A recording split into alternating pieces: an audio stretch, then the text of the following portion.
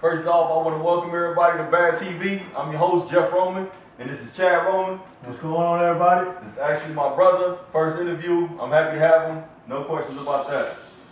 So, happy to be here. Happy to be here, for sure. So I want to start off. Tell me a little about yourself. Tell me where you from, man. All right. Well, I'm from Miami, Florida. You know what I'm saying? Born and raised. I was actually born at a Jackson Memorial Hospital. You know, I grew up in Opa-locka. Went to New Orleans, you know what I'm saying, for a few years. I graduated from Carroll City, senior high school. So it's been all throughout Miami-Dade County, pretty much. That's where I'm from. Dade County way, Dade County way. Absolutely. Okay. Absolutely. So tell me something, Chad. What do you do for a living? Well, I actually work in a hospital. I work in the rehab department with occupational therapists. What I do is pretty much work with different type of age people. I mean, it could be from 18 to 105. You know what I'm saying? Right. And we deal with pretty much the most severe to the most minor. You know what I'm saying? Issues. If it may be a car accident, somebody having AIDS, cancer, ALS. You know what I'm saying?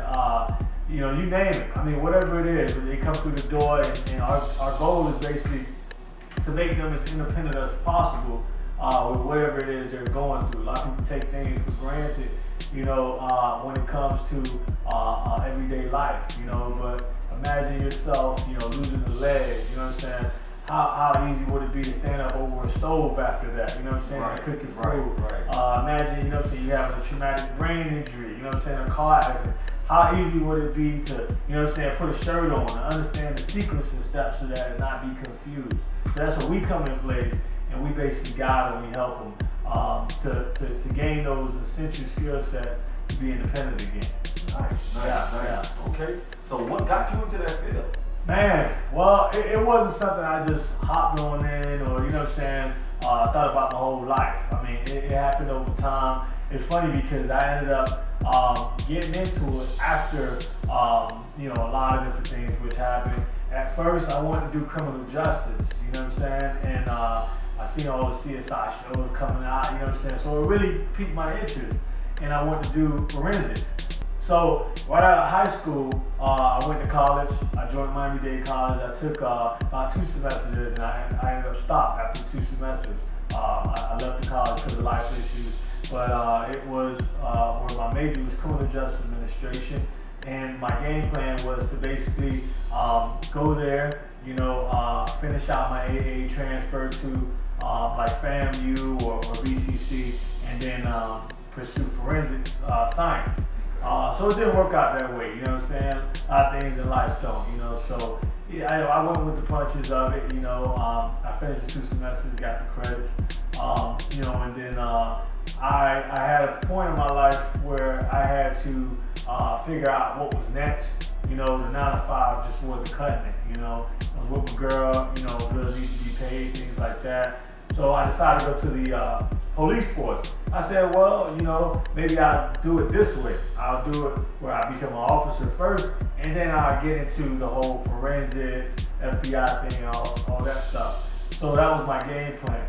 I went to BCC College. I took all of the classes and courses for the whole academy. It was a swimming test, which was challenging, I was struggling with that, and I didn't give up. I kept going, and I made it from, the distance they wanted me to. I had to do a running test and a shooting thing and an actual paper test. And I passed them all, So I was thrilled about that, And I thought that was a stepping stone to, becoming what I wanted to be. Right. Unfortunately, at the time, after getting all that done and passed it all, there was no agencies hiring. I was applying all over the place, couldn't find anything. So, again, everything happens for a reason. It just wasn't for me. So I ended up getting into retail. And then from retail, I ended up getting into a second job. Working at fast food. And all these places I was working at, I even worked at telecommunications, T-Mobile. In the call center environment. But everywhere I worked at, I gave it my all, and literally, I could say I was given promotions, you know what I'm saying, probably less than a year at one point, you know, and there's nothing wrong with it, you know what I'm saying, but I just didn't see myself doing that for the rest of my life. Be a store manager, you know what I'm saying, or behind, you know, just the phone, you know, it wasn't enough for me, you know, but I did what I had to do for quite some time. I was doing that for many years. Met a lot of great people, you know, doing that, built a lot of skill sets, communication-wise, but fast forward, you know, I was with one ex-girlfriend at the time. Well, she was my girl at the time, now she's my ex-girlfriend, and you know, all that was going on, and I had a new girlfriend, and she basically was trying to get back into school, you know, so I tagged along with her, and when I was there was recruiters who was there as well trying to recruit me, you know, of course they see someone, you know, are you interested, whatever, and again, it was a gap in my life, you know, from school. Originally, the first time when I went, I didn't finish. So I wanted to get back into school, but at that point, it was a different interest as far as criminal justice. I didn't want to get in that anymore because I started to look at what was happening in the news. It was just a lot of bad stuff. I didn't feel safe. I didn't want to put my family at jeopardy with things. So I really didn't feel like it was worth it, you know, anymore at that point. As I got older, I wanted security. So I didn't think the medical field was bad at all, you know what I'm saying? But I know I didn't want to do anything as far as nursing or taking blood or needles. I wanted to do with that.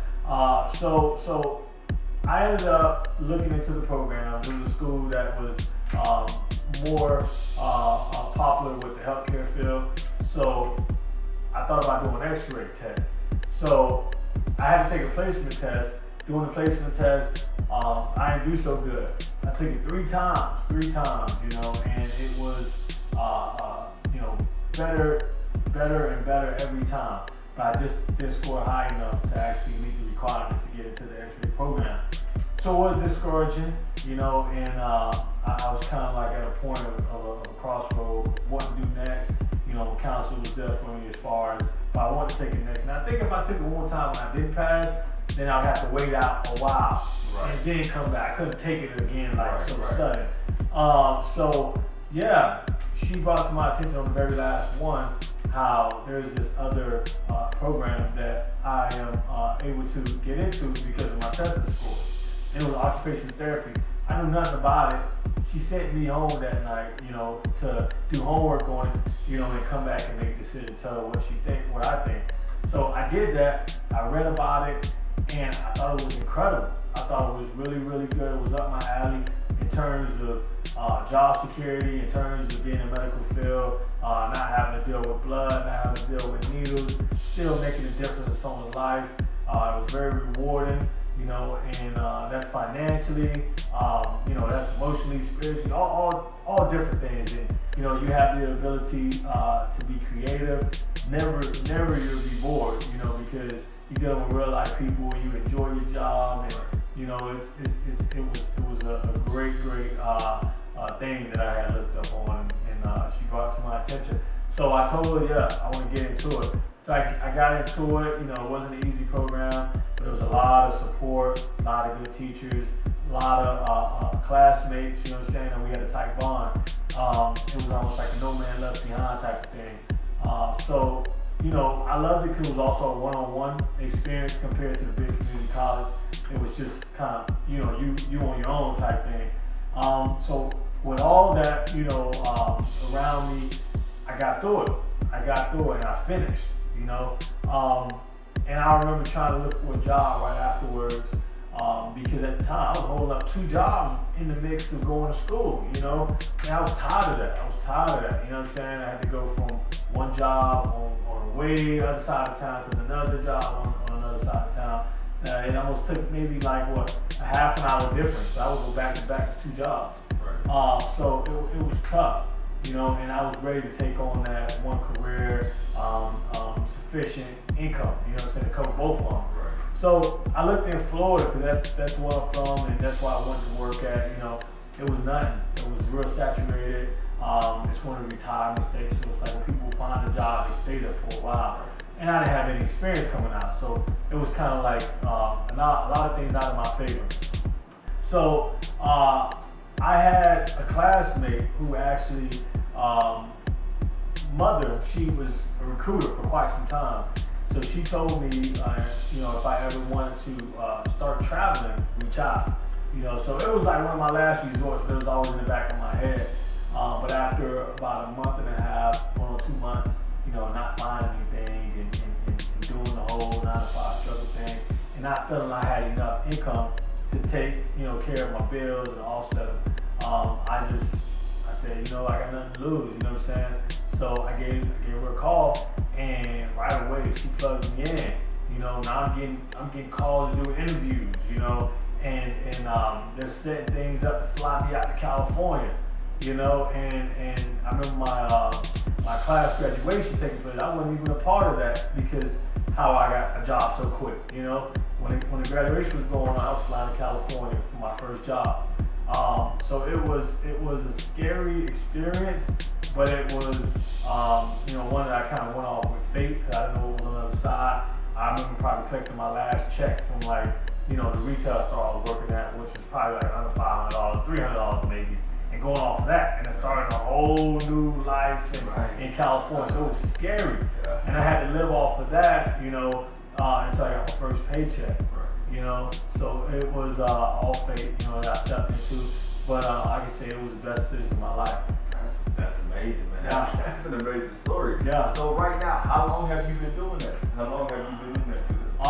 It's probably going on, I want to say maybe about 4 years. Okay. Yeah, about 4 years, yeah. There's no question about it. I can tell you're passionate about it, just how you break it down to me, man. Yeah. Another thing. So if someone was probably interested in the field you're into, what would you recommend? How would you recommend them to get into it? Well, I mean, I would recommend first for them to, pay attention in their schools that they're in right now. You know what I'm saying? It could be, high school. Like me, I didn't finish cum laude or nothing like that. You know what I'm saying? I never had a 4.0. I averaged C's. I averaged C's. I was like 2.0 or higher, whatever like that. But you can't be, where you're not trying. You gotta have a little ambition. You gotta have a little self-motivation, to get you through those times, because that degree is needed. You know what I'm saying? So you can get into college and actually start something. Try to stay out of trouble, as much as you can. I mean, it's all fun and games, and don't let other people influence you. I think that's a big one. Growing up, I've seen a lot, been around a lot of people who've been in and out, of jail and just through their whole experiences and misfortunes. It kind of helped to guide me in certain ways that I didn't want to be in that situation. And if you want better for yourself, in terms of finances, in terms of, just being at a better place, feeling appreciated at a job, not just a number, a real important asset. You want something that's rewarding, like you feel like you're giving back. If you want to travel the world, you know what I'm saying? It's one of those things that can give you that opportunity, and I wasn't always, fortunate to have the things that I want. I grew up without a father, so it was, my mom did most of the support. She did what she could, but we didn't have a lot because of that, But look at me now, you know what I'm saying? I'm able to do a lot for myself. I wouldn't be able to buy this watch or these rings or this chain, go to California, you know what I'm saying? Travel the world, be able to buy a Mercedes or whatever like that, think about investing if I wasn't in this position, you know what I'm saying? So everything happens for a reason, you know what I'm saying? And it was my calling, you know what I'm saying? So I feel if someone feels that they can do better, they can definitely appreciate something like this, then this would be fun. I recommend it, yeah. That's amazing, man. Yeah. I learned a lot about you today. I can't even lie, man. You my brother. I knew you for what? All my life. And I'm learning a lot of new stuff about you, man. That's amazing, man. Absolutely. Hey, Chad, I just want to thank you, man. I want to thank you for being a part of BadTV. And just being my first interview, man. You're my brother. I love you. There's no questions about that, man. And just Thank you, man. You got it, man. I appreciate, you know what I'm saying, the opportunity. I feel honored to be here as the first, you know what I'm saying, official guest of the BadTV. I know moving forward, you're going to get a lot more good ones coming up. You know what I'm saying? I know moving forward, a lot of people who are viewing this, you know what I'm saying, are going to get inspired. You know what I'm saying? They're going to get motivated. They're going to see that, you know, they can relate. They're going to see that they can do it. You know what I'm saying? And I'm no different from them. Okay. That's what's up. Yeah. I appreciate you, man. Well, that's our first episode of BadTV. I hope y'all enjoyed it, man. Tune in for the next one. Have a good one, man. Thanks for watching BadTV.